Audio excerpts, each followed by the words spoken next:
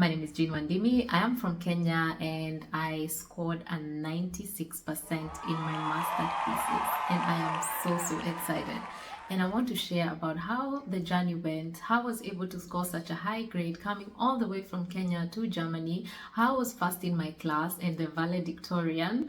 I don't think in Germany they use the term valedictorian, but I have the bragging rights to use it because coming all the way from Kenya to be able to be first in my class, to me it was such a huge blessing. Let me tell you, when I was thinking about doing this masters, I had doubts of, oh my god, I'm too old. I had doubts of, oh my god, my bachelor is not related, because I did economics and finance, and you guys know that I love marketing a lot, and I wanted to do a master's that was kind of marketing inclined. So I signed up for this master's, and 2 years went by so fast. But one thing I'm happy to report is that I attended 90% of the classes in person. I was so strict with myself about attending these classes because I knew the value that I wanted to get from this masters. So that definitely helped me a lot in my master thesis. The second thing is that our school provided optional briefings about the master thesis, and I attended 100% of these briefings. The best thing is that the professors who I had chose to kind of help me out were the ones who were conducting these briefings. Some of these briefings were very statistically focused, but I attended them nonetheless, and through these briefings I feel like I got the structure of how to do this masters. Or I'm not going to be talking so much of the theory, I'll be talking more about the life aspect and more about the background of how I did it, and maybe you can draw some inspiration or you can get some ideas on how you can do your own master thesis. So the first thing I did, or the first most important point, was on choosing the topic. That was the hardest thing to do. Choosing the topic really took me more than a month. It took me such a long time to just choose one topic that I felt was good enough or that fulfilled my criteria. So I had a bunch of KPIs that I used to help me with fulfilling the topic that I wanted to choose. Number one was that the topic had to be interesting. I was gonna be spending so many months writing about this one topic, and I did not want to be bored. It had to be a topic that was so interesting to me. Number two, it had to be a topic that was relevant to the study. So because I was doing an international marketing and media management, I had to look for a topic that was kind of in that line, that talked about businesses, that talked about international marketing and how businesses are marketing themselves. So that was the other criteria. The other criteria was that it had to be in line with my career. In my career, I term myself as a content marketer or as a digital marketer.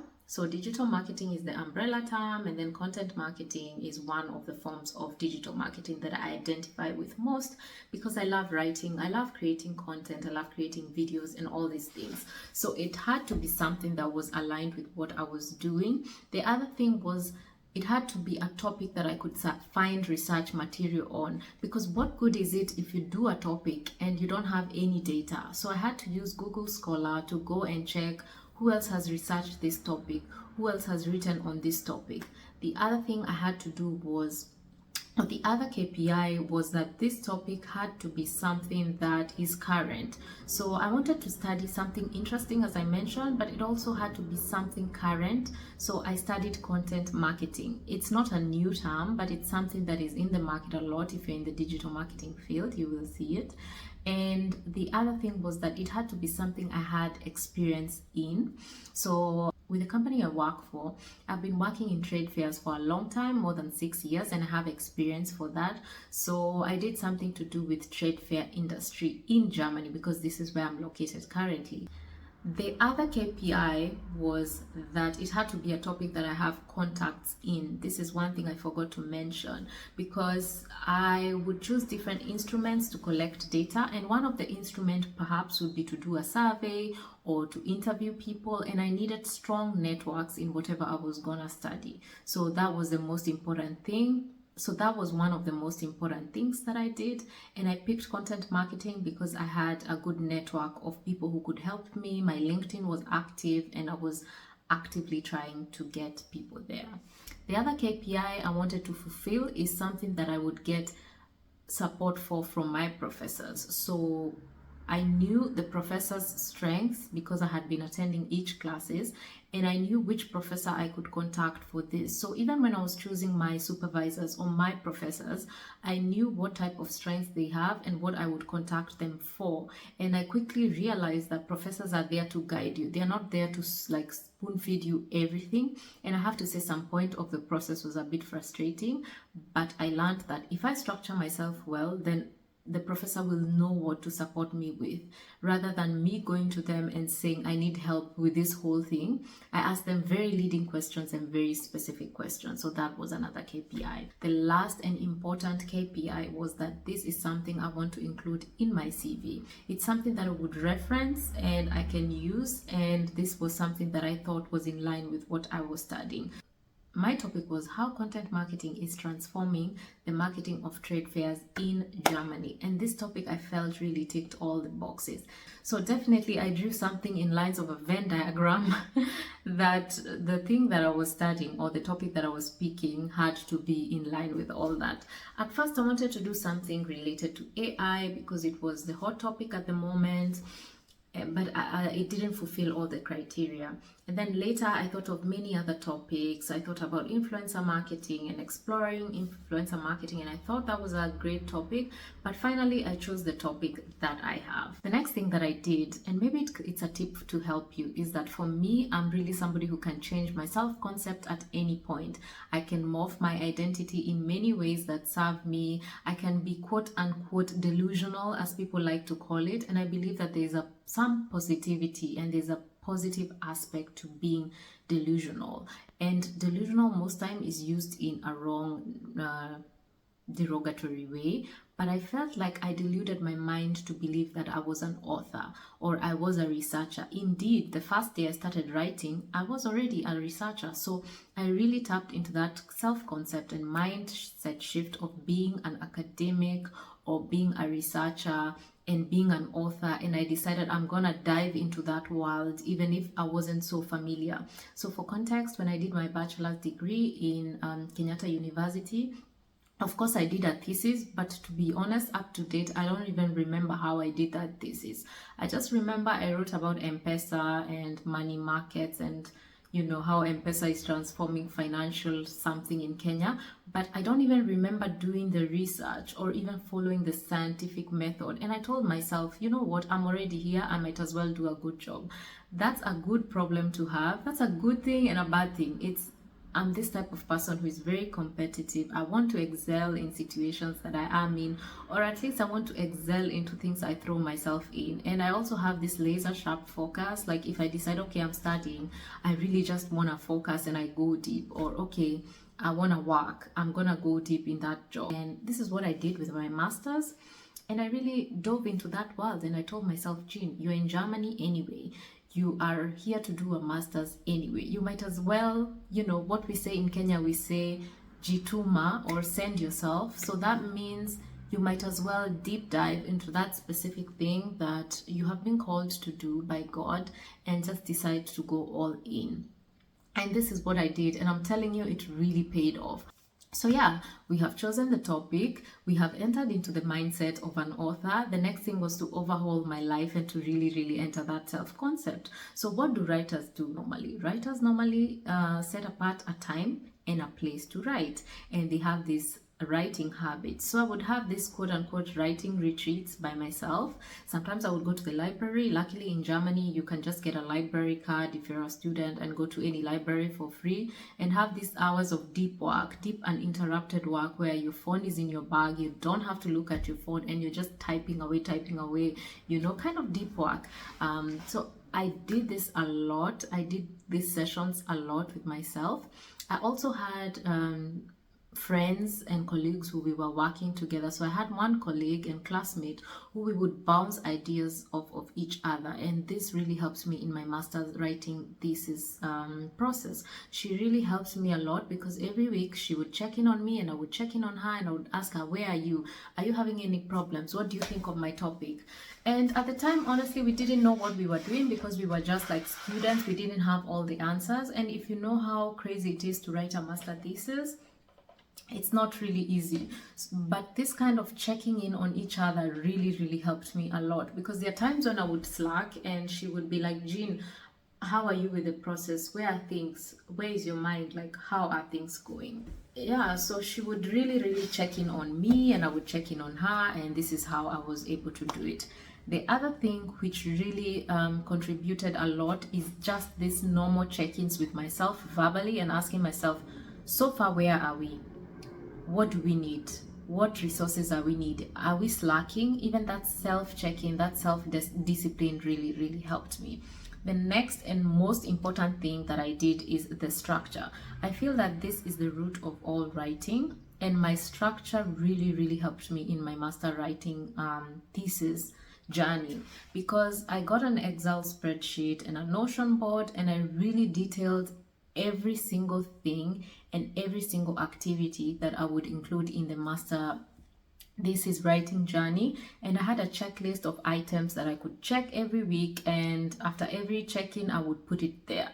Then the other thing in terms of structure that helped me was also structuring my thesis and structuring the chapters. Long before I wrote any single word, I already had the chapters outlined. Before I even wrote my introduction, before I wrote my abstract, I already knew what is gonna go into each chapter.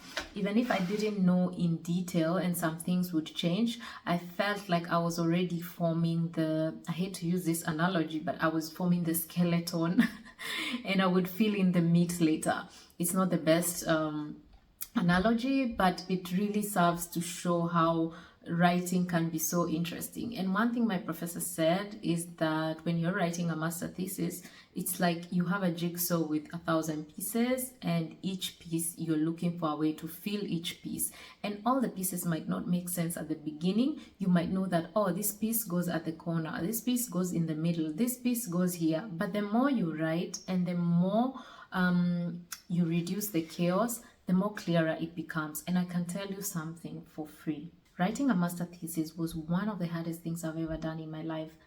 Easily the hardest writing projects of my life. I've never written a book that long. And I'm somebody who's done a lot of writing. I've done so many types of writing.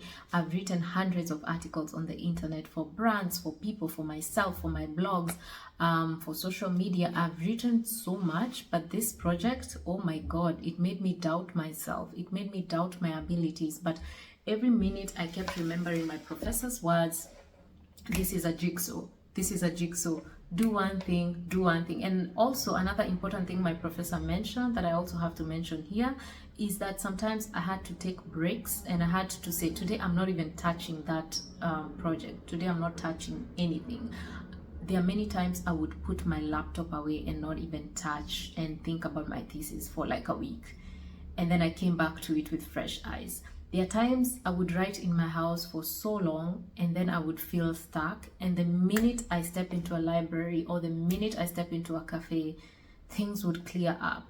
There are times I would have personal issues, or I would be going through some personal stuff, and my writing would stall.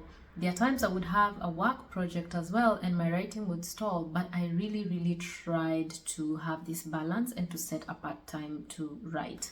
So the other thing that I would like to share that was very important was gamifying the system. So I gamified my thesis writing. As I mentioned, I had to list down everything. Once I had the structure of how to do everything, is that I gamified in a way that, so gamification is where, you introduce game-like things into real life things. That doesn't make sense. You introduce game-like elements into real-life scenarios. That's a better way, Jean. So, for example, you introduce levels, rewards, things like that. So I would have rewards after every chapter completed. I had 6 chapters, and I had to write, I can't even remember. Was it 130 pages or something at the end of the day? At the end of the day, I think my thesis was 130 pages total and about 90 pages. I need to check again. And about like 90 pages. It was a bunch of words. I'm actually just going to insert the facts here because I don't remember correctly. Yeah, so I had to gamify the system. Every time I finished a chapter or I finished a task, I would have a mini reward and a major reward for chapters. And as I said, writing wasn't linear. You know, there are times I would start in chapter 5, there are times I would start in chapter 3, and then it all came together. But whenever, for example, I finished chapter 1, I bought myself a perfume. I still have that perfume. I should have actually bought it for this video. I would buy myself perfume. Or I would buy myself some nice shoes or workout set, something that would really make me happy, or take myself for ice cream for mini rewards. So this really helped to change my thesis writing journey. This is one of the single most things that I would say that I would urge any person writing their master thesis to do something like this. The other thing that I did was to go out in nature a lot. I found that that was such a good release, whereby I would put my phone off and just go in a park and just relax and sit and listen to the birds and do nothing. I would also run. I would also do yoga, or what I thought was yoga because I was doing my own versions of yoga, but yeah, I would work out as well and really try to balance. And one thing I found about it is that not to try too much to plan, or to try too much to plan the perfect day when writing a thesis. Sometimes it's just putting one foot in front of the other, and not every day can be a perfect writing day. It's like working out or showing up for work or showing up for that one thing you want to show up for. It's just a matter of doing it, and even if you fail one time, it's okay. Tomorrow is another day to try. So having that mindset really helped me a lot in my master thesis writing journey. And to wrap this video up, I want to share some personal pictures with you. This is when I arrived in Germany, September 27th, 2022. This is when I printed my thesis exactly 2 years later, September 27th, 2024. This is me in the school after I gave out my thesis. And this is me graduating top of my class. And I'm gonna insert some footage just to show how the process was. I want to thank all of my students, and especially you. Jim, could you please come in front? Yes, Jim.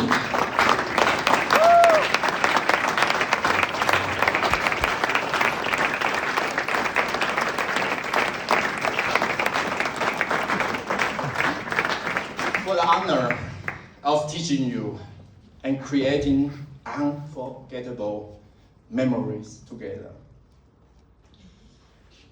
When you joined my media economics lecture 2 years ago, I saw in you the quality and patience I admire in Michelle Obama.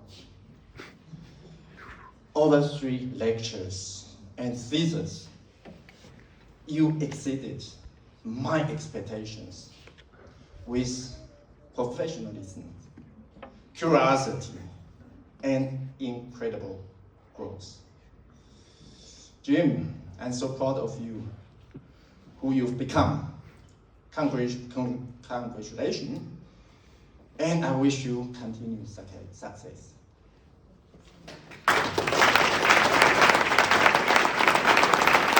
Let me know if you have any questions. I would love to also share that I have a consultation on thesis writing. Mostly I talk about the academia side of things. Unfortunately, I don't really talk about the migration side of things or how to move to Germany. I talk about the academic side of things on how, for example, to choose a school, you know, these types of things, how to enter into the mindset, how to balance work and study, these sorts of things. And because the topic is very wide, I have a consultation page where if you want any questions answered on thesis writing, I would gladly answer them. So this is my consultation page where you can buy an hour. It's a one-on-one session, mostly held on Saturday mornings, where we can discuss and you can ask me questions beforehand. That's how it normally works. You ask me questions beforehand and we go through them together. Just note, if you have questions on this specific side, let me know down below. Thanks, guys.